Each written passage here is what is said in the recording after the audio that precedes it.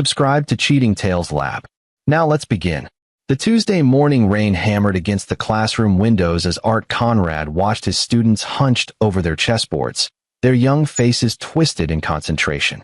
He moved between the tables silently, observing, occasionally stopping to point out a missed opportunity or a brilliant defensive position. This was his element, the quiet strategy, the long game, the patience required to see 10 moves ahead. Mr. Conrad, checkmate. A freckled boy named Timothy raised his hand triumphantly. Art approached the board and studied it for 3 seconds. You left your queen exposed 2 moves ago. Your opponent just didn't see it. Never celebrate until the board is clear. He reset the pieces with practiced efficiency. Again, his phone buzzed in his pocket. The screen showed a text from Darlene, running late. Can you pick up Emily at 6 instead of 5? Mom's place. Art's jaw tightened as he typed back, fine. 3 years since the divorce, and Darlene still treated him like an inconvenience rather than their daughter's father. The custody arrangement gave him Emily every other weekend and Wednesday nights, a schedule that felt more like visiting privileges than actual parenthood. But he'd learned to work within the constraints, to be strategic. Losing his temper in family court had cost him once before. The final bell rang at 3:15. Art gathered his chess sets, locked his classroom, and drove his decade-old Honda Civic across town to his apartment, a modest 2-bedroom in a neighborhood that had seen better days. The second bedroom was Emily's, decorated with posters of chess grandmasters and constellations. She'd inherited his analytical mind and her mother's stubborn determination, a combination that made her exceptional at 9 years old. He spent the afternoon preparing her favorite meal, homemade mac and cheese with the fancy Gruyere she loved, and reviewing case files from his side work. Before becoming a teacher, Art had spent 7 years as a criminal psychologist, specializing in behavioral analysis and pattern recognition. He'd left that career after Emily was born, wanting something with better hours and less exposure to humanity's darkest corners. But he still consulted occasionally, helping defense attorneys understand the psychological profiles of their clients. It kept his skills sharp and supplemented his teacher's salary. The case on his desk involved a string of seemingly random burglaries across 3 counties. The police had missed the pattern, but Art saw it immediately. The thief always struck on nights when local high school football games drew crowds away from residential areas. He typed up his analysis and emailed it to the attorney who'd hired him, then checked the time. 5:47 p.m. Rose McClure's house sat in an upscale neighborhood 40 minutes away, a sprawling Tudor-style mansion that had belonged to Darlene's late father. Rose had inherited everything when he died 8 years ago: the house, the money, the social connections. She'd never worked a day in her life, sustained by old money and the careful investments of her deceased husband. Darlene had grown up in privilege, which made their marriage doomed from the start. Art came from nothing, built everything through scholarships and determination, and Rose had never let him forget that he wasn't good enough for her daughter. The drive took longer than usual due to an accident on the highway. Art's fingers drummed against the steering wheel as he sat in traffic, watching the clock tick past 6. His phone rang. Darlene. Where are you? Her voice carried that sharp edge he'd learned to recognize as barely controlled anger. Traffic. I'll be there in 15 minutes. Mom's not feeling well. She needs to lie down. Can't you ever be on time? Art counted to 3 before responding. The text said 6. It's 6:12. She hung up without responding. When he finally pulled onto Rosewood Lane, the sun had begun its descent, casting long shadows across the manicured lawns and expensive cars. Rose's house loomed at the end of the cul-de-sac, its dark windows reflecting the dying light. Art had always found something unsettling about the place, though he'd never been able to articulate exactly what. Maybe it was too perfect, too controlled, like a museum rather than a home. He parked in the circular driveway and walked to the front door, noting the security cameras positioned at every corner, an upgrade Rose had installed 2 years ago. The doorbell echoed inside, and after a moment, Darlene appeared. She looked tired, her blonde hair pulled back in a messy ponytail, her makeup slightly smeared. She's in the den with Mom, Darlene said without preamble, not meeting his eyes. Playing some game. Everything okay? Art asked, studying her face. Fine. Why wouldn't it be? Because you look terrified, Art thought, but didn't say. Instead, he stepped inside, noting how Darlene positioned herself between him and the rest of the house, as if guarding something. "I'll get her," Darlene said quickly. "Wait here." But Art was already moving past her, following the sound of laughter down the hall. The den was Rose's sanctuary, a room filled with antique furniture and expensive artwork. Emily sat on the floor surrounded by other children, 4 of them, ranging in age from about 7 to 12.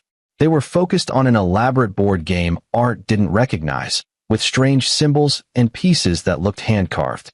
"Daddy!" Emily jumped up and hugged him. But there was something off about her enthusiasm, a practiced quality that reminded him of actors in commercials. Rose McClure stood by the fireplace, a tall woman in her late 60s with silver hair and the kind of cold elegance that suggested breeding and money. She smiled at Art with all the warmth of a snake.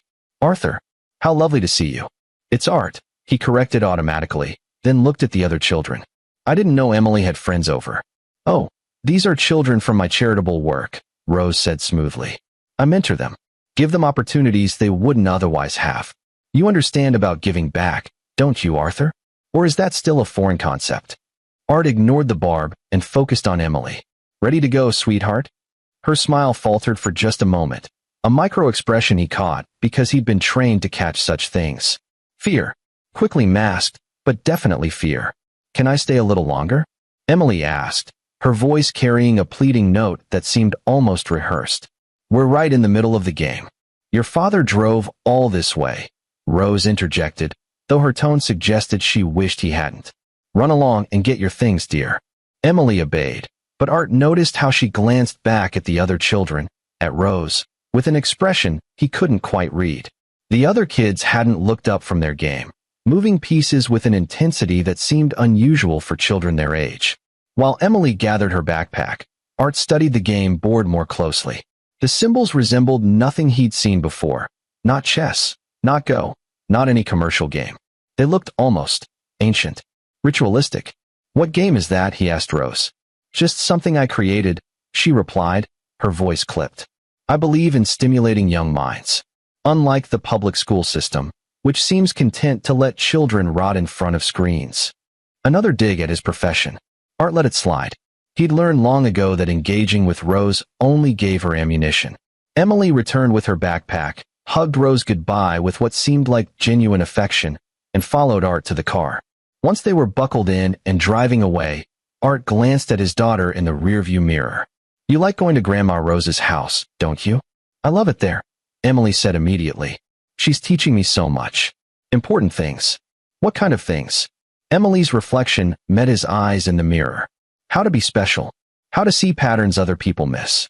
She says I have a gift, like you do, Daddy. She says people like us are meant for greater things." A chill ran down Art's spine, though he couldn't explain why. "What do you mean, people like us?"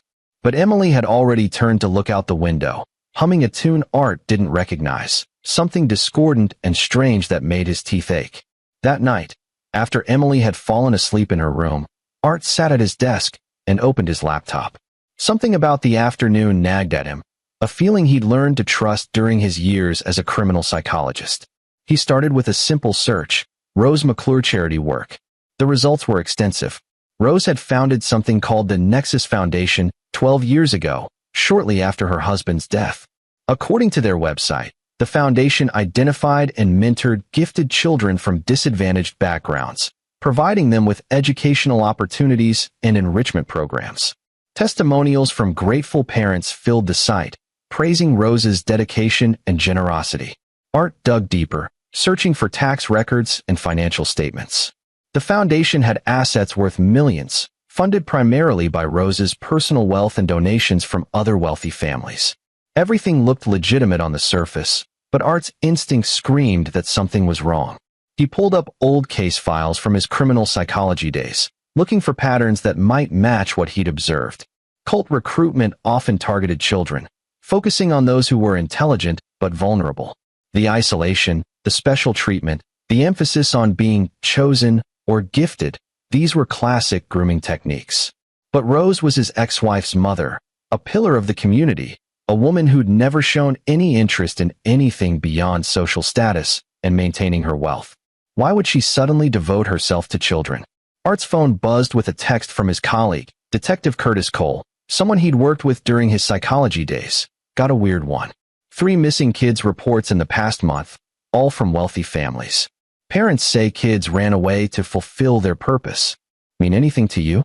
Art's blood went cold. He typed back, "Tell me more." Curtis called instead of texting. All 3 kids were part of some mentorship program run by a local foundation. Parents thought it was legitimate, scholarships, private tutoring, the works. Then the kids started acting strange. Secretive. Talking about being special, being chosen for something important. One day, they just vanished. What foundation? Art asked, though he already knew. Something called Nexus. Run by a woman named Rose McClure. You know her? Art closed his eyes. She's my ex-wife's mother. Curtis, my daughter is in that program. The line went silent for a long moment. Art, I need you to bring Emily in. Let me talk to her. Not yet. If we spook Rose, she might. He stopped, not wanting to voice his worst fears. Give me a few days to gather information. I'll keep Emily close. If Rose is running some kind of operation, we need evidence before we move. 48 hours, Curtis said. Then I'm coming to you, with or without permission. Art spent the next day teaching his classes on autopilot, his mind churning through possibilities. After school, instead of going home, he drove to the public library and used their computers to research the Nexus Foundation more thoroughly. What he found made his hands shake. 12 years ago, Rose had traveled extensively through Eastern Europe and Asia, visiting remote monasteries and religious sites. She'd returned changed, according to old social media posts from Darlene, more focused, more purposeful. Within months, she'd established the foundation and began recruiting children. The pattern Art discovered in the foundation's records was subtle but undeniable. Every 5 years, a group of children who'd been in the program would suddenly leave, parents reporting they'd gone to elite boarding schools or special universities abroad. But Art found no records of these institutions. The children simply vanished from public records, as if they'd never existed. 23 children in total over 12 years, all between the ages of 9 and 14, all described by their parents as gifted, special, chosen. Art's daughter was 9 years old. He drove home, picked up Emily from the after-school program, and tried to act normal over dinner. But Emily was quiet, pushing her mac and cheese around her plate. "Daddy," she said finally, "are you going to try to stop me?" Art set down his fork. "Stop you from what, sweetheart?" "From ascending. Grandma Rose says parents sometimes try to interfere because they don't understand. But you're smart. You see patterns. You know I'm meant for more than this." She gestured around the modest apartment. "More than ordinary life. Emily, whatever Grandma Rose told you. She didn't just tell me. She showed me." Emily's eyes held a fervor that terrified him. "There are others like us, Daddy. People who can see beyond the normal world. We're being prepared for something important. In 3 days, I'll join the others. I'll finally be complete." Art's heart hammered in his chest. 3 days. Where are you going? I can't tell you. But I wanted you to know that I love you, and I'm not running away. I'm running toward my purpose. Art reached across the table and took his daughter's small hands in his. "Emily, listen to me very carefully. Whatever Rose told you, whatever she showed you, it's not real. She's manipulating you. She said you'd say that." Emily pulled her hands away, tears streaming down her face. "She said people who can't see will always try to keep us small. But I don't want to be small anymore, Daddy. I want to be special." "You are special," Art insisted. "You don't need Rose McClure to tell you that." But Emily had already stood up and walked to her room, closing the door behind her with a quiet finality that felt like a goodbye. Art called Curtis immediately. "We can't wait. Whatever's happening, it's happening in 3 days. Emily says she's leaving to ascend with the others. I'll get a warrant for Rose McClure's house. We'll go in tomorrow morning. What if the other children are there? What if we're wrong? Then we apologize and move on. But Art, if you're right about this, we can't afford to wait." That night, Art didn't sleep. He sat at his desk, going through everything he'd learned, trying to understand Rose's endgame. The money trail led to offshore accounts and shell corporations, but the financial records revealed something interesting. Rose had purchased a large property in rural Virginia 2 years ago, a former monastery that had been converted into a private retreat center. The property was registered under one of her shell companies, but Art recognized the address from an old photograph he'd found in the Foundation's archived files. This was where the children were taken. This was the endpoint of Rose's 12-year operation. Art spent the early morning hours trying to convince Emily to talk to him, but she remained locked in her room, silent and resolute. He finally fell asleep at his desk around 4 a.m., his head resting on case files and printouts. His phone woke him at 7:15 a.m., Curtis calling. "We're moving now." Federal warrant came through. FBI is taking point because this crosses state lines. They want you there to identify Emily if she's inside. Art's stomach dropped. FBI. Whatever Rose McClure is running, it's bigger than missing kids. Meet me at the command post 2 blocks from her house. 30 minutes. Art woke Emily and explained they needed to go back to Grandma Rose's house. She smiled, a strange, serene expression that didn't belong on a 9-year-old's face. "It's okay, Daddy," she said. "You'll understand soon. When you see what we've become, you'll want to join us." The drive to Rose's neighborhood felt surreal, like moving through a nightmare. When Art reached Rosewood Lane, he found the street blocked by black SUVs and unmarked sedans. Men and women in FBI windbreakers swarmed the area, setting up barriers and coordinating through radios. Curtis met him at the barricade, his expression grim. "Art, before you go in there, you need to know, we've been monitoring Rose McClure for 6 months. The case is bigger than we thought. We have evidence she's been running a recruitment operation for an international organization. We don't know their full purpose yet, but the children who've disappeared, some of them have turned up dead. Others have been found in other countries, completely brainwashed, unable to remember their families." Art felt like he'd been punched. "And you're just telling me this now? We didn't know about your connection to her until yesterday. When you called, I pulled the file. Art, your daughter is on their target list. She's been marked as a potential recruit for over a year." Before Art could respond, one of the FBI agents approached, a woman in her 40s with sharp eyes and an air of command. "Mr. Conrad? I'm Special Agent Sonia Morrison. I understand your daughter is inside the residence." "Yes, Emily. She's 9. Rose McClure is her grandmother." Agent Morrison exchanged a glance with Curtis. "Sir, I need you to stay here. We're going to breach the house and extract all children present. If your daughter is there, we'll bring her out safely." "How many children are in there?" "We believe there are 7, including Emily. Rose McClure is inside, along with 2 associates." She consulted her notes. "Vera McDonald and Merle Potts. Both have backgrounds in psychology and were flagged by Interpol for involvement in a similar operation in Germany 10 years ago." Art's mind raced. 7 children. 3 adults. This was the final recruitment phase before they transported the kids to Virginia. What's their objective? What are they preparing these children for? Agent Morrison hesitated. "Mr. Conrad, the organization Rose works for, they believe they're creating the next evolution of humanity. Children with specific psychological profiles are identified, groomed, and then subjected to an intensive program designed to break down their sense of self and rebuild them as members of a collective consciousness. It's a cult, but more sophisticated than anything we've seen before. The children who survive the process become completely devoted to the organization's goals. Those who don't." She didn't finish. Art felt sick. "You're telling me my daughter could die in there. We're telling you that we need to act now, before they transport her. Once these children enter the Virginia compound, we lose jurisdiction and they disappear completely." An agent's radio crackled to life. "All units, we have movement inside. Target 1 is heading to the basement." Agent Morrison barked orders, and the tactical team moved toward the house. Art started forward, but Curtis grabbed his arm. "You can't go in there. Let them do their job. That's my daughter." The front door of Rose's house opened, and Art's breath caught. Emily stood in the doorway, alone, her small figure backlit by the house's interior lights. She looked directly at Art, even though she couldn't possibly see him from that distance. "Daddy," she called out, her voice carrying across the lawn. "You can't stop this. We're already gone." Agent Morrison raised her hand, signaling the team to hold. "Emily, we're here to help you. Come toward us, sweetheart." Walk slowly.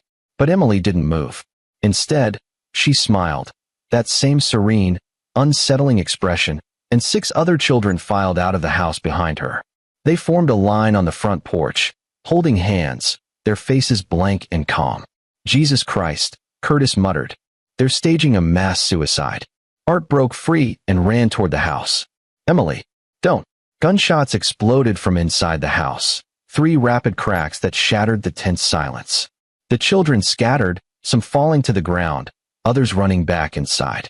Art saw Emily disappear through the doorway, and he didn't hesitate. He sprinted across the lawn as the FBI team rushed the house.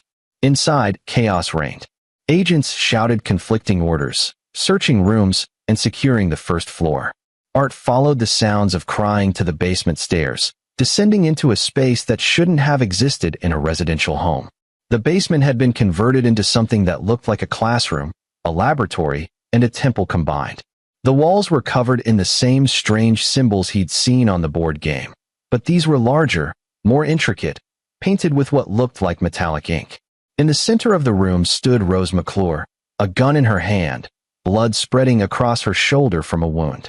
2 bodies lay on the floor, Vera McDonald and Merle Potts, both dead from apparent suicide. Emily and the 6 other children huddled in the corner, their eyes wide with terror now. The serene masks finally cracked. "Stay back, Arthur," Rose said, her voice weak but steady. She pointed the gun not at him, but at the children. "You've ruined everything. 12 years of preparation. These children were meant to transcend, to become something greater than your pathetic, limited existence." Art raised his hands, his psychology training kicking in automatically. "Rose, put the gun down. Whatever you believe, these children deserve to choose their own path." "Choice." Rose laughed, a brittle sound edged with madness. "You think what we offer is slavery? We offer them purpose, power, connection to something beyond their individual suffering. You've spent your whole life seeing patterns, Arthur. Can't you see that humanity is broken? We're creating something better. By kidnapping children and brainwashing them, that's not evolution. That's abuse." Rose's hand trembled. "My husband understood. Before he died, he made me promise to continue the work. The collective gave us Emily, placed her in our family specifically because of her potential. She was meant to lead the next generation." Art's blood ran cold. "What do you mean, they gave us Emily? You think your marriage to Darlene was coincidence? That Emily was just born naturally into our family. The collective has eyes everywhere. They identified you as someone with the right genetic profile, the right psychological markers. Darlene was instructed to seduce you, to bear a child. Emily is the result of careful planning." Behind Rose, Agent Morrison and her team had entered through a second basement entrance. Art saw them taking position, weapons trained on Rose, but he held up his hand, signaling them to wait. "If Emily is so important to you, why would you threaten her now? Because incomplete transcendence is worse than death. If I can't deliver all 7 children, the collective will consider this operation a failure. They'll eliminate everyone involved, including me. If I can't give them perfection, I'll give them nothing." Art took a step forward. "Or you could choose a third option." Rose's eyes narrowed. "What option? You could tell us everything. Location of the Virginia compound, names of everyone in the collective, their operational structure. You could help us dismantle the entire organization." "And why would I do that?" "Because you're wounded and surrounded. Because those children in the corner just watched you murder 2 women. Because 12 years ago, you lost your husband and fell into a cult's manipulation, and part of you, the real Rose McClure, not the zealot they created, knows this is wrong." For a moment, Art saw something flicker in Rose's eyes, doubt, or maybe recognition. Her gun hand lowered slightly. Then Emily stood up. "Grandma Rose," she said, her voice small and frightened and finally sounding like a 9-year-old. "I don't want to ascend. I want to go home. I want my daddy." The gun clattered to the floor. Rose collapsed to her knees, her facade crumbling completely as she sobbed. "I'm sorry. God, I'm so sorry. What have I done?" The FBI team moved in, securing Rose and checking on the children. Art rushed to Emily and pulled her into his arms, feeling her small body shake with sobs. "I've got you," he whispered. "You're safe now. I've got you." But as Agent Morrison read Rose her rights and paramedics arrived to treat the wounded, Art knew this was far from over. The collective Rose mentioned was still out there. Emily had been targeted since before her birth, and somewhere, people were planning how to recover from this failure. Art held his daughter tighter, his mind already working through the implications, already seeing the patterns. This wasn't an ending. This was just the beginning of understanding how deep the conspiracy went. The FBI field office in downtown smelled of burnt coffee and recycled air. Art sat in a conference room with Emily sleeping on a couch nearby, covered with his jacket, while Agent Morrison debriefed him for the third time in 6 hours. Curtis stood by the window, arms crossed, watching the sun set over the city. "Let me make sure I understand," Agent Morrison said, reviewing her notes. "Rose McClure claims your entire marriage to Darlene Huffman was engineered by this organization." That's what she said before she lawyered up. Art rubbed his face, exhaustion pulling at him. "But it doesn't make sense. Darlene and I met at a university chess tournament 15 years ago. I was there coaching a high school team. She was competing independently. There was no setup, no manipulation. It was random. According to Rose, nothing about your life has been random." Agent Morrison slid a folder across the table. "We pulled your complete background. Want to hear something interesting? That chess tournament? Sponsored by the Nexus Foundation. It was one of their first events, 3 months after Rose founded it." Art opened the folder, his hands suddenly cold. Inside were photographs, him at various ages, beginning from when he was 16, playing chess at regional competitions, graduating from college, presenting research papers on criminal psychology. Each photo was marked with dates and locations, along with detailed notes about his psychological profile, his achievements, his capabilities. "They've been watching you since you were a teenager," Curtis said quietly. "Art, you were the target all along." "But why? I'm nobody special." Agent Morrison pulled out another document. "Actually, you are. Your IQ test from high school placed you in the 99.9th percentile. Your pattern recognition abilities are off the charts. Your psychological profile suggests you have a rare combination of analytical thinking and emotional intelligence." According to the notes in Rose's files, the collective specifically wanted a child born from someone with your genetic and psychological markers combined with Darlene's family bloodline. Darlene's family bloodline. Art looked up sharply. "You're saying her family is part of this?" Rose's husband, Walter McClure, was a founding member of the collective back in the 1980s. Darlene's lineage traces back to several prominent members. The organization appears to believe in selective breeding, creating children with specific traits that make them easier to recruit and indoctrinate. Art felt like the room was spinning. "Does Darlene know? We're bringing her in now." "My guess? No." Rose kept her daughter separate from the operation. Darlene was just a tool to create Emily. Once Emily was born, Rose probably planned to slowly indoctrinate her without Darlene interfering. That's why Rose encouraged the divorce, Art realized. She wanted Darlene and me separated so she could have more access to Emily. Exactly. Agent Morrison leaned forward. "Mr. Conrad, we need your help. Rose has been cooperating, to a point. She's given us some information about the Virginia compound and named a few local members. But she's holding back critical details about the collective's leadership and their true goals. We think she's afraid of them. What do you want from me? You're a criminal psychologist. You know how to read people, how to get them to reveal information they don't want to share. We need you to interview Rose. Build rapport. Get her to tell us everything." Art looked at Emily sleeping on the couch, her face finally peaceful. "And if I refuse? Then the collective continues operating. They'll target other children, other families. And they'll eventually come for Emily again, because according to Rose, she's special even among their recruits. She has something they desperately want." Curtis moved from the window. "Art, I know this is asking a lot, but you're the best behavioral analyst I've ever worked with. If anyone can break through Rose's defenses, it's you." Art stood and walked to Emily, gently brushing hair from her face. She stirred but didn't wake. He'd spent his entire adult life trying to protect her, and he'd failed to see the threat living right inside their family. "When do I start?" he asked. The interrogation room was sterile and cold, designed to be uncomfortable. Rose McClure sat across the metal table, her shoulder bandaged, her silver hair disheveled. She'd been charged with kidnapping, conspiracy, attempted murder, and a host of other crimes. She was looking at life in prison, minimum. But when Art entered the room, she smiled. "Hello, Arthur. I wondered when they'd bring you in." Art sat down, keeping his expression neutral. "The FBI says you're cooperating, but holding back information. They thought I might be able to persuade you. Because you're so good at understanding people?" Rose's smile widened. "You still don't see it, do you? You still don't understand why the collective chose you specifically. Why don't you explain it to me?"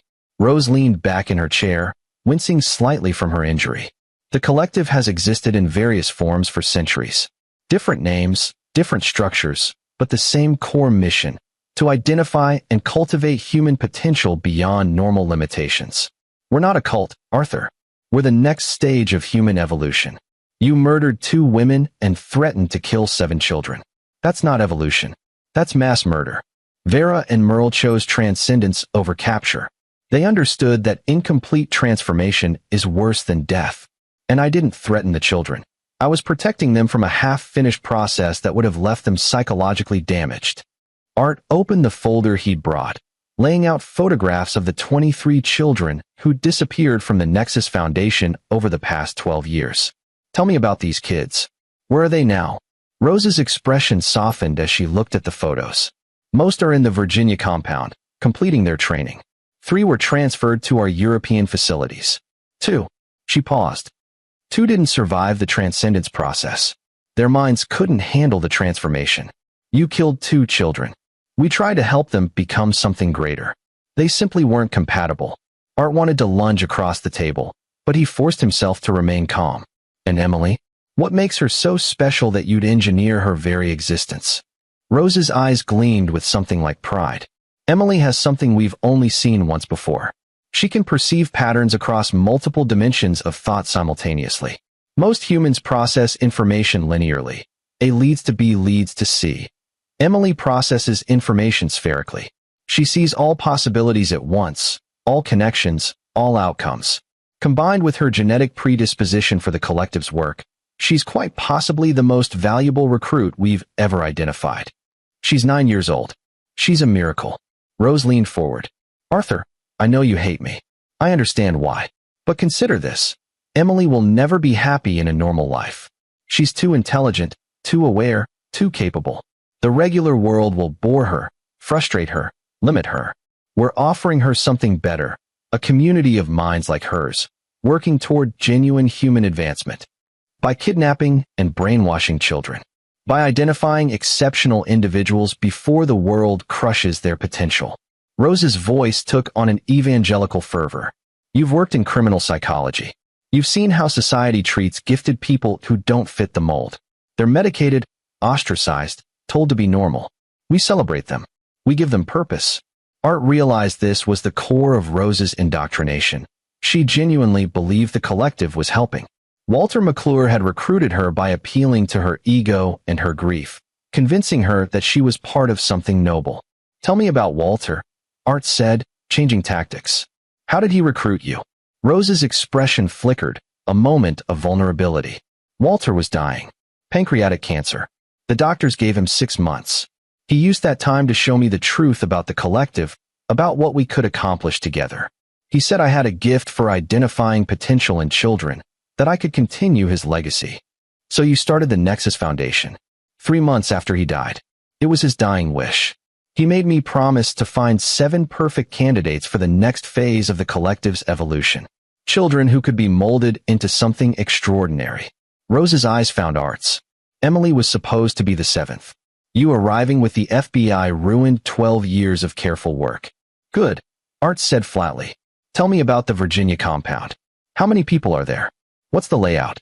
I've already given Agent Morrison basic information. The rest, I can't tell you. Can't or won't. Both. Rose's face went pale. The collective has protocols.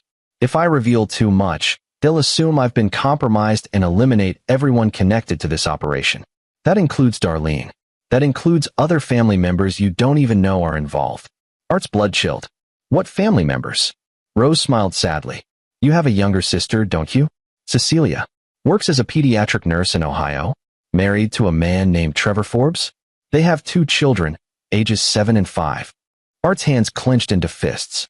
He hadn't seen Cecilia in 3 years, their relationship strained after their parents died. But the thought of the collective targeting her children. You're lying. Am I? The collective has extensive networks. They identify families with the right genetic markers and track them for generations. Your sister's children are already on their radar. If I cooperate too fully with the FBI, the collective will accelerate their recruitment timeline. Agent Morrison had been watching from behind the one-way glass. She entered the room now, her expression grim. We need to talk, she said to Art. In the hallway, Morrison pulled up a file on her tablet. She's telling the truth. We've been monitoring communications from the Virginia compound. They know Rose was arrested. They're already implementing contingency protocols, which includes targeting family members of anyone who might compromise the operation. Then we need to protect Cecilia and her family. We're sending agents to Ohio now. But Mr. Conrad, this is bigger than your sister. The collective has cells in 14 countries that we know of, hundreds of members. If we raid the Virginia compound without proper intelligence, we might trigger a widespread response that puts thousands of children at risk. Art's mind raced, analyzing angles and possibilities.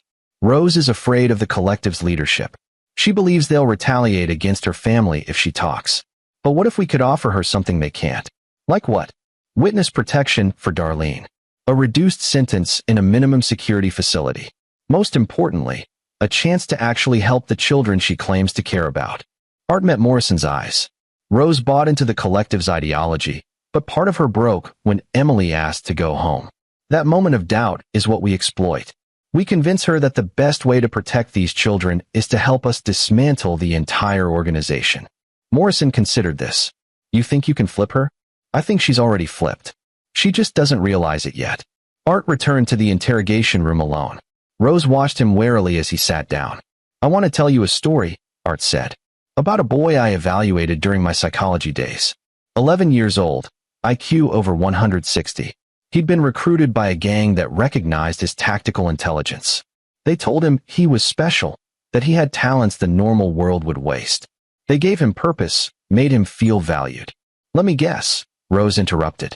You saved him from the gang, put him back in the broken system, and he ended up medicated and ordinary.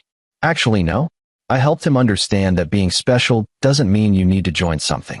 It means you get to create something. Today, he's 18, studying mathematics at MIT, and building AI algorithms that predict natural disasters. He's saving actual lives, Rose. Not by joining a secret organization, but by using his gifts ethically and openly. Rose's expression remained skeptical. One success story doesn't negate. Emily asked to come home. Art interrupted. In that basement, when you had a gun pointed at her, she looked at you and said she wanted her daddy. Not transcendence. Not the collective. Just home.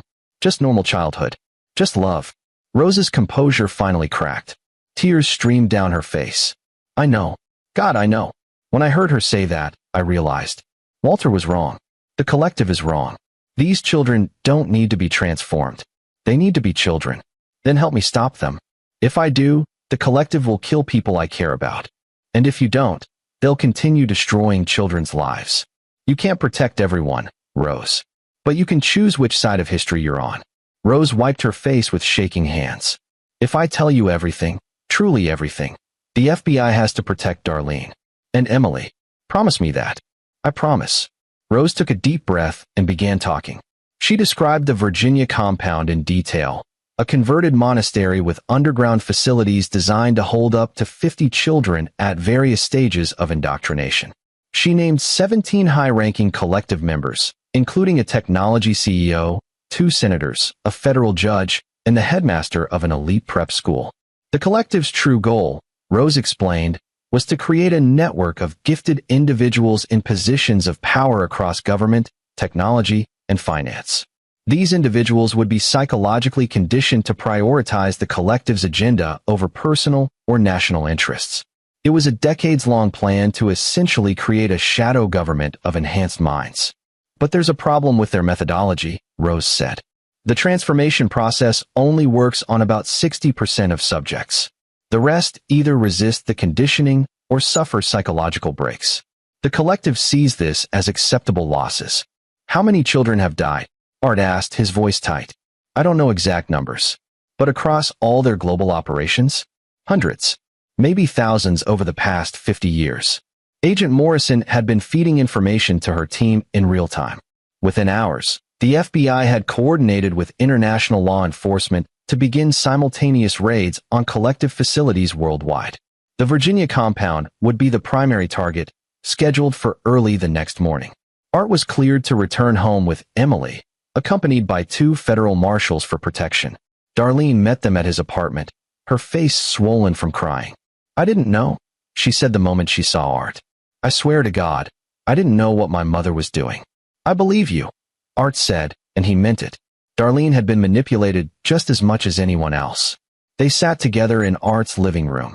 Three people connected by a child and shattered by revelations. Emily stayed close to Art, holding his hand, occasionally glancing at her mother with confusion. Mom, Emily said softly. Did Grandma Rose hurt other kids? Darlene struggled to find words. Yes, baby. She was very sick in her mind. She thought she was helping, but she was hurting people. Is she going to jail? Yes. Emily processed this silently, then looked up at Art. Daddy, am I still special? Or was that a lie too? Art knelt down to Emily's eye level. You are absolutely special. You're brilliant and kind and brave. But you don't need some secret organization to tell you that. And you definitely don't need to be transformed into something else. Who you are right now, that's already extraordinary. Emily hugged him tightly, and Art felt her small body relax for the first time in days. The next morning, Art watched the news coverage of the coordinated raids. The Virginia compound yielded 19 children, all of whom were being evaluated by psychologists and reunited with their families. 14 collective members were arrested, including the federal judge Rose had named. But as Art watched, he noticed something that made his analytical mind start churning. The technology CEO Rose had mentioned, a man named Tyler Miles, wasn't among those arrested. According to the news, he'd left the country 2 days before the raids, departing on a private jet for an undisclosed location. Art called Agent Morrison immediately. Tyler Miles wasn't at the compound. We know. He's on our international watch list, but he's currently in a country with no extradition treaty. We're working on it. Rose said he was one of the collective's main financial backers. If he's still free, he can rebuild the operation. Mr. Conrad, we've dismantled their primary infrastructure. Even if Miles tries to rebuild, it'll take years. But Art couldn't shake the feeling that something was wrong. Tyler Miles was a billionaire with resources that dwarfed the FBI's budget. If he wanted to continue the collective's work, he could do it quietly, carefully, in ways that would take years to detect. Art spent the next week helping Emily adjust to therapy and trying to return to some semblance of normal life. He taught his chess classes, met with Curtis to review the ongoing investigation, and tried to ignore the nagging sensation that the threat wasn't over. Then, on a Friday afternoon, Art received a package at his apartment. No return address. Inside was a single photograph. Art and Emily walking to school that morning, taken from a distance with a telephoto lens. Written on the back in neat handwriting. The pattern always completes itself. Art's blood turned to ice. He immediately called Agent Morrison, but she was in a meeting. He called Curtis, who told him to stay inside and lock the doors while he sent patrol units to Art's apartment. Art looked at Emily, who was doing homework at the kitchen table, oblivious to the threat that had just been delivered to their door. His protective instincts warred with his analytical mind. The photograph was a message. The collective knew where they lived, knew their routines, and wanted Art to know they were still watching. But it was also a mistake. Because in sending the photograph, they'd revealed that they were still actively monitoring Art and Emily, which meant they were still planning something. And if Art could figure out what that something was, he could stop it before it happened. He pulled out his laptop and began analyzing everything he knew about the collective's operations. Rose had said Emily was the 7th perfect candidate. 7 children for the next phase of their evolution. But only 6 children had been in Rose's house when the FBI raided. Where was the 7th? Art went through the files Agent Morrison had shared with him, cross-referencing the children rescued from the Virginia compound with the names Rose had provided. Every child was accounted for except one, a 12-year-old boy named Orlando Cooley, who Rose had recruited 3 years ago.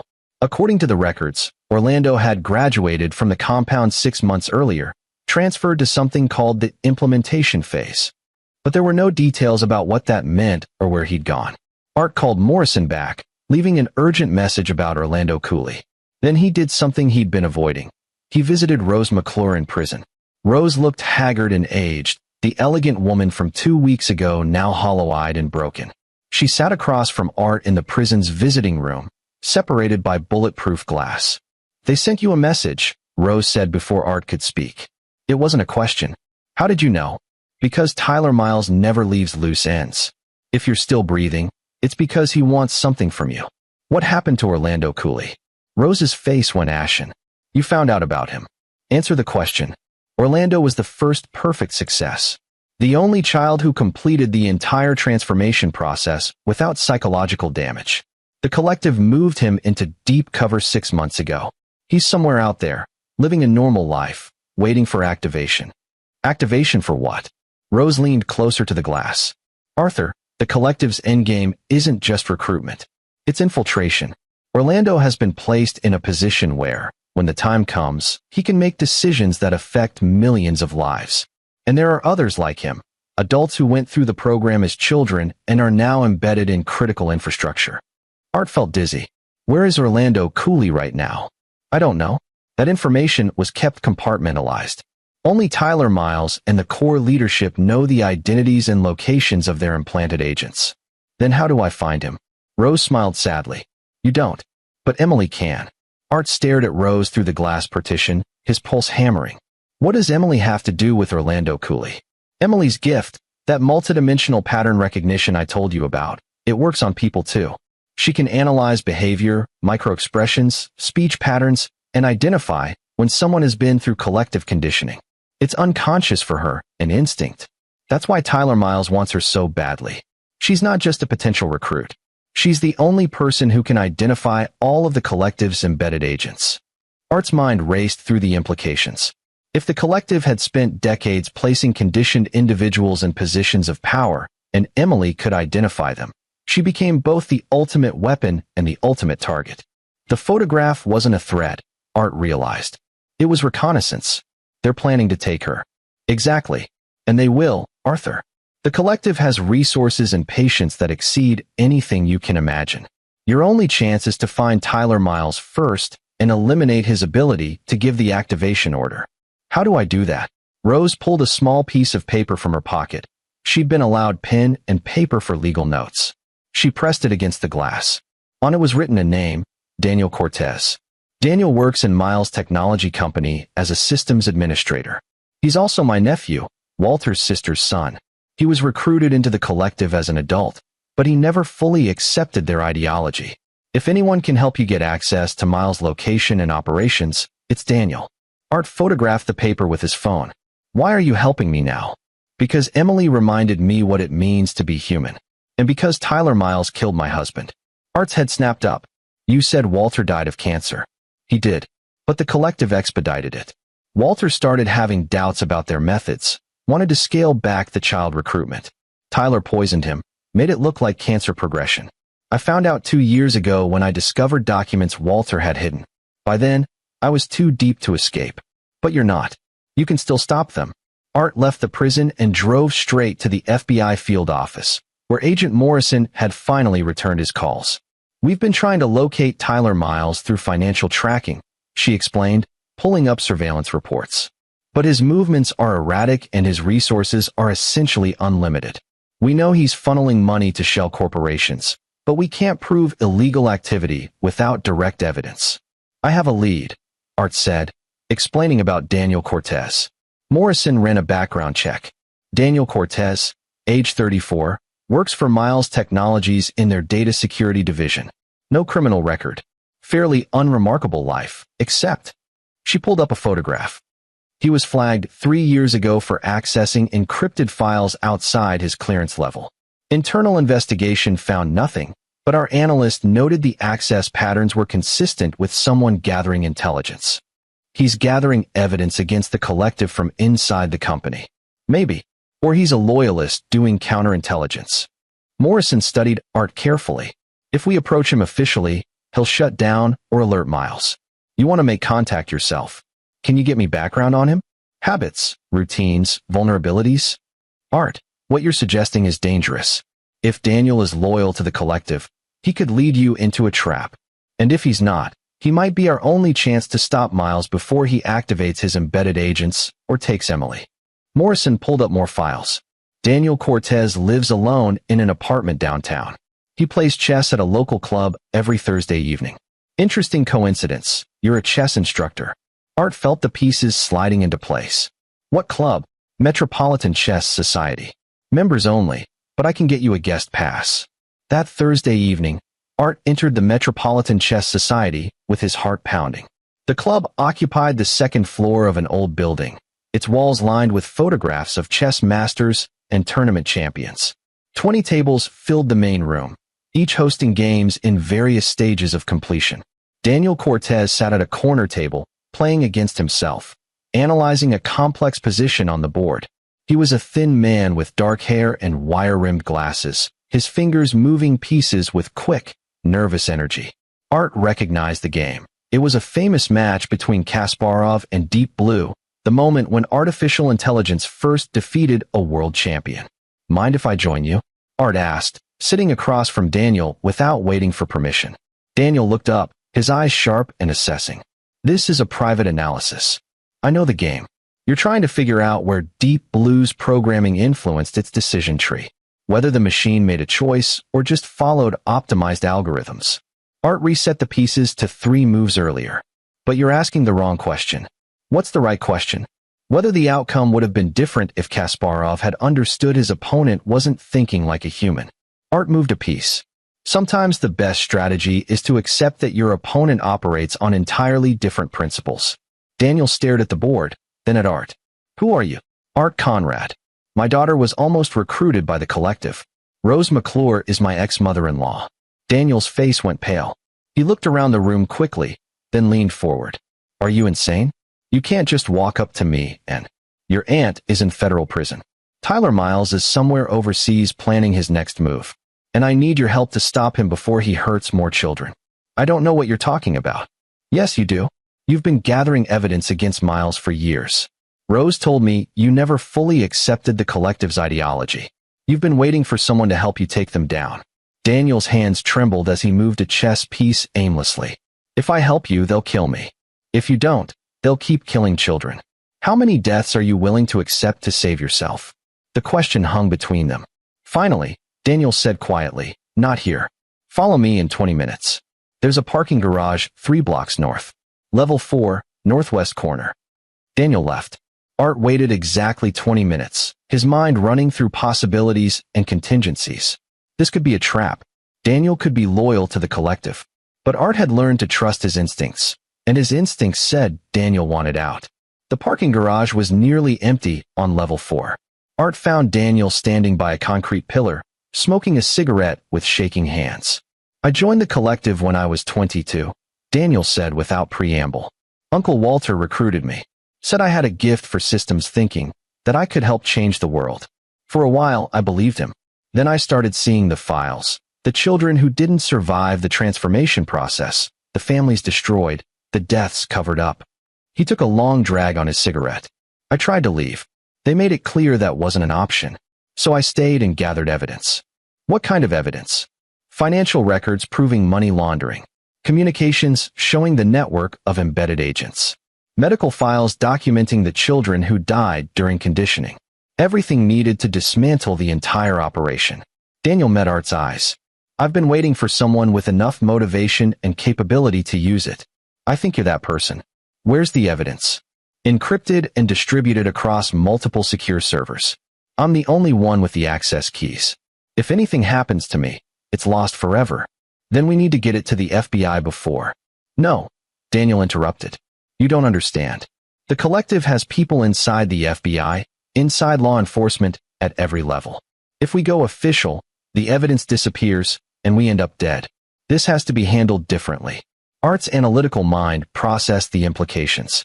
"You want to leverage the evidence yourself. Threaten to release it publicly unless Miles backs down. Not threaten. Actually release it. Everything. Flood the media, the internet, every journalist and news organization simultaneously. Make it impossible to suppress or deny. That's a massive data leak. It'll ruin innocent people's lives along with the guilty ones." "Innocent people are already dying," Daniel said flatly. "I stopped caring about collateral damage when I saw the files of 8-year-olds who killed themselves after failed conditioning. We end this, whatever it takes." Art thought about Emily sleeping safely in his apartment, protected by federal marshals. Thought about the 19 children rescued from the Virginia compound who would need years of therapy. Thought about Orlando Cooley and others like him, ticking time bombs waiting for activation. "What do you need from me?" Art asked. "Tyler Miles is paranoid about digital security. He keeps a physical backup of the collective's core operational files in a safe at his primary residence in the Cayman Islands. If we can get those files and combine them with my digital evidence, we'll have everything needed to destroy the organization completely. Breaking into a billionaire's home in another country. That's impossible. Daniel smiled grimly. Not if you know his security protocols. I designed them. Over the next 72 hours, Art's life became a whirlwind of planning and preparation. Daniel provided detailed schematics of Tyler Miles' Cayman Islands estate, including security camera positions, guard rotations, and the location of the safe. Art studied everything with the same intensity he'd once applied to analyzing criminal psychology cases. The plan was audacious and illegal. They would fly to the Caymans, infiltrate Miles' estate during a charity gala he was hosting, access his study while he was occupied with guests, and extract the files from his safe. Then they'd flee the country before Miles even realized what had been taken. Agent Morrison found out about the plan when Art came to her requesting information on international travel. You're planning to commit burglary in a foreign country, she said flatly. Art, I can't sanction this. I could lose my badge. Then don't sanction it. Pretend you don't know. But give me 3 days before you report it. And if you get caught, then I get caught trying to protect my daughter from a criminal organization that has embedded agents in God knows how many positions of power. I can live with that. Morrison studied him for a long moment. You were always too smart for your own good. Fine. 3 days. But Art, if you die doing this, I'm going to be very angry with you. Art arranged for Emily to stay with Curtis and his wife, telling his daughter he needed to travel for a few days to help the FBI with the investigation. Emily hugged him tightly at Curtis's front door. Be careful, Daddy, she said. I can feel something wrong in the pattern, like pieces on the board that don't belong there. What do you mean? Emily frowned, struggling to articulate something she sensed but couldn't fully explain. There's someone close to you who isn't what they seem. Be careful who you trust. Art thought about Daniel Cortez, about Rose McClure, about everyone involved in this tangled web. I'll be careful. I love you. I love you too. The flight to Grand Cayman took 6 hours. Art and Daniel arrived separately, staying at different hotels, communicating only through encrypted messages. The charity gala at Miles' estate was scheduled for Saturday evening, a fundraiser for educational advancement, grotesquely ironic given Miles' actual activities. Daniel had obtained invitations through his position at Miles Technologies, registering Art as a potential major donor under a false identity. Art wore an expensive suit that Daniel had purchased, carried forged credentials, and tried to look like he belonged among billionaires and their associates. Tyler Miles' estate sprawled across 5 acres of waterfront property, a modernist palace of glass and steel. Security was extensive but predictable. Guards at the entrance and perimeter, cameras covering the grounds, electronic locks on interior doors. Daniel had given Art a device that would temporarily loop the security footage, creating blind spots lasting exactly 90 seconds. Art moved through the crowd of wealthy donors, champagne glass in hand, studying the estate's layout and confirming Daniel's information. Miles himself held court in the main ballroom, a handsome man in his 50s with silver hair and a politician's smile. Art watched him charm donors, shake hands, and project the image of a responsible philanthropist. The monster behind the mask was invisible to everyone but Art. At 9:47 p.m., Daniel created a distraction, triggering the fire alarm in the East Wing. As staff and guests evacuated that section, Art slipped away through a service corridor, heading to Miles' private study on the 2nd floor. The study was exactly as Daniel had described, a room of dark wood and leather, dominated by an antique desk and floor-to-ceiling bookshelves. The safe was hidden behind a painting of a chessboard, because of course it was. Everything with the collective came back to games of strategy. Art activated the security loop device and removed the painting. The safe was biometric, thumbprint, and retinal scan. But Daniel had planned for this, providing Art with a fake fingerprint and contact lens printed with Miles' biometric data, obtained from medical records Daniel had hacked months ago. The safe opened with a soft click. Inside were 3 leather-bound ledgers, several USB drives, and a handgun. Art photographed everything with his phone, then carefully removed the ledgers and USB drives, replacing them with identical dummy versions Daniel had prepared. If Miles checked the safe, everything would look normal until he tried to access the actual files. Art was resealing the safe when he heard a voice behind him. I have to admit, this is impressive. I didn't expect you to move so quickly. Art turned to find Tyler Miles standing in the study doorway, his politician's smile replaced with cold amusement. Behind him stood 2 security guards with weapons drawn. Daniel Cortez sends his regards, Miles said. Did you really think my own systems administrator could betray me without me knowing? Daniel has been feeding me information about your plans since the moment you contacted him. Everything you've done, every step you've taken, I've been watching. Art's mind raced, analyzing his options. He was trapped in a room on the 2nd floor with armed guards blocking the only exit.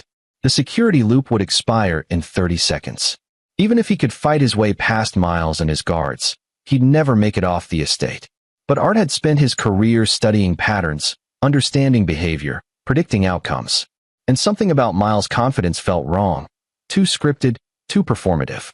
If you've been watching everything, Art said slowly, then you know I photographed the contents of your safe before I took anything. Those photos are set to auto-upload to cloud storage if I don't cancel the transmission in. He checked his watch. For minutes. Miles' smile faltered slightly. You're bluffing. Am I? You've studied my psychological profile. You know I'm a strategic thinker. Did you really believe I'd walk into your estate without a backup plan? Miles pulled out his phone and typed rapidly. His expression darkened. Shut down all wireless transmission from this room. He ordered his guards. But Art was already moving, grabbing the handgun from the still-open safe and pointing it not at Miles or the guards, but at the leather-bound ledgers he'd placed on the desk. The ledgers are originals, Art said. Irreplaceable documentation of 50 years of collective operations. If you kill me, I drop the gun. If I drop the gun, it discharges into the ledgers, destroying them. And the digital copies upload to the internet in 3 minutes, 20 seconds. Miles' face went white with rage. You wouldn't dare. Try me. I've spent the past 3 weeks learning exactly how much evil your organization has done. Burning these ledgers would be worth dying for. The standoff held for 10 seconds that felt like hours. Then Miles lowered his phone. What do you want? Simple. You dismantle the collective. You provide the FBI with locations of every embedded agent, every facility, every member. You destroy the conditioning protocols. And you leave my daughter alone for the rest of her life. And if I refuse, then the world learns everything. Every name, every crime, every dead child.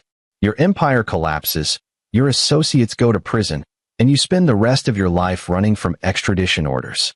Miles' jaw clenched. You're making a mistake. The collective serves a greater purpose. We're trying to advance human potential. By murdering children and creating brainwashed sleeper agents? That's not advancement. That's evil. You're thinking too small, Miles said, his voice taking on the same evangelical tone Rose had used. Humanity is stagnant, regressive. We're trying to create a better future. By destroying the present? No. This ends now. Make your choice. Miles looked at Art with something like respect. You know what I see when I look at you?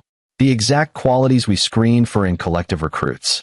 Strategic thinking, psychological resilience, willingness to risk everything for what you believe. You would have made an excellent member. I would rather die. Miles laughed without humor. Yes, you probably would. That's why people like you are dangerous to people like us. You can't be bought or manipulated. You operate on principles. He gestured to his guards. Lower your weapons. The guards hesitated, then complied. Miles walked slowly to his desk and sat down, suddenly looking every one of his 57 years. I'll give you what you want, he said quietly. The locations, the names, everything. Not because of your threats, but because. He paused, struggling with something. Because you're right. We've become what we claim to be fighting against. The collective started with noble intentions, but somewhere along the way, we forgot that intentions don't justify atrocities. Art didn't lower the gun. I need proof of your cooperation. Now. Miles opened his laptop and began typing. Within minutes, he'd sent encrypted files to an email address Art provided. Agent Morrison's secure FBI account. Personnel records, facility locations, financial transfers, everything needed to dismantle the entire global network. The activation codes for our embedded agents, Miles said, pulling a USB drive from his desk drawer. I'm the only person with access to these. Without them, the agents remain dormant. They'll never even know they were supposed to be activated. Art took the USB drive carefully. How many embedded agents are there? 47 worldwide. Politicians, corporate executives, military officers, judges. They were conditioned as children and placed in their positions over the past 20 years. Most don't even remember their time in the program. The memories were suppressed until activation. How do we deprogram them? You can't. Not fully. But without activation, they're just ordinary people with gaps in their childhood memories. They'll live normal lives, never knowing what they were supposed to become. Art backed toward the study's second exit, a door leading to a rear staircase that Daniel had identified. If you're lying, if any of this is misdirection, I'm not lying. Miles looked genuinely defeated. Take the ledgers, take the drives, take everything. Destroy us. Maybe humanity doesn't need the collective's version of advancement. Maybe you're right that we should evolve naturally, even if it takes longer. Art descended the rear staircase and exited through the estate's service entrance, his heart hammering. He didn't breathe easily until he was 3 blocks away, sitting in a rented car, checking to confirm that the files Miles had sent were genuine. They were. Everything. Decades of criminal conspiracy, documented in excruciating detail. Art called Agent Morrison. I have everything. The whole network. You'll want to coordinate with international law enforcement for simultaneous arrests. This is going to be the biggest takedown since Rico. Art, where the hell are you? Cayman Islands. But I'll be wheels up in 2 hours. I have a daughter to get home to. The coordinated raids began at dawn. FBI, Interpol, and local law enforcement in 14 countries moved simultaneously, arresting collective members and seizing facilities. The operation was the culmination of decades of criminal activity finally brought to light. Daniel Cortez, it turned out, had been genuinely on Art's side. The story Miles told about Daniel betraying Art was a last-ditch manipulation attempt that failed because Art had already taken precautions. Daniel had provided Miles with false information while helping Art plan the real infiltration. Art returned to find Emily safe and happy at Curtis's house, playing chess with Curtis's teenage son and winning handily. She looked up when Art entered and smiled. You fixed the pattern, she said simply. I can feel it. The wrong pieces are gone from the board. Art hugged her tightly, feeling the weight of the past 3 weeks finally lifting. We fixed it together, sweetheart. You warned me about the threat. You helped identify what Rose was doing. You're a hero. I'm just a kid who wants to play chess and eat mac and cheese. Then that's exactly who you get to be. The legal proceedings took months. Rose McClure received a reduced sentence in exchange for her cooperation, 12 years in a minimum security facility. Tyler Miles was extradited from the Caymans and charged with conspiracy, kidnapping, and murder. His trial would be one of the most publicized in decades. Darlene slowly rebuilt her relationship with Emily, attending family therapy and working to understand how her mother had manipulated both of them. She apologized to Art repeatedly, which he accepted with grace. They would never be married again, but they could be partners in raising their daughter. The 47 embedded agents were quietly identified and offered deprogramming therapy. Some accepted, others chose to live with their memory gaps, never knowing what they'd narrowly avoided becoming. Art returned to teaching chess, but he also began consulting with the FBI on cult deprogramming and child protection protocols. His expertise, combined with Emily's unusual abilities, had helped dismantle one of the most dangerous criminal organizations in modern history. 6 months after the Virginia compound raid, Art received a letter from Rose McClure. It was short and handwritten. Arthur, I read that 47 people were saved from activation because of what you did. I wanted you to know that number doesn't capture the full impact. Each of those 47 people will go on to have children, build careers, create things, love people, all because you refused to let them be used as weapons. I'll spend the rest of my life trying to atone for the children I hurt. I know I can never make it right, but I wanted to thank you for showing me that being special doesn't require transformation. It requires being human. Rose. Art filed the letter away and turned his attention to the chessboard in front of him, where Emily was playing against herself, working through a complex endgame position. Daddy, she said without looking up. Do you think Grandma Rose will be okay? I think she'll spend a long time being not okay, and then gradually learn to live with what she's done. That's as close to okay as someone like her can get. That's sad. Yes, but sadness is part of being human. Joy, sadness, love, loss, we get all of it. That's what the collective never understood. You can't optimize away pain without losing what makes us who we are. Emily moved a chess piece, achieving checkmate against her own position. I'm glad we get to be human then, even when it's sad. Me too, sweetheart. Me too. Art watched his daughter reset the chess pieces and begin a new game. The patterns would continue. Life's endless complexity, its challenges and triumphs. But they would face those patterns together, as themselves, unmodified and unmanipulated. Just a father and daughter playing chess. Just human. And that was more than enough. This is where our story comes to an end. Share your thoughts in the comments section. Thanks for your time. If you enjoy this story, please subscribe to this channel. Click on the video you see on the screen, and I will see you there.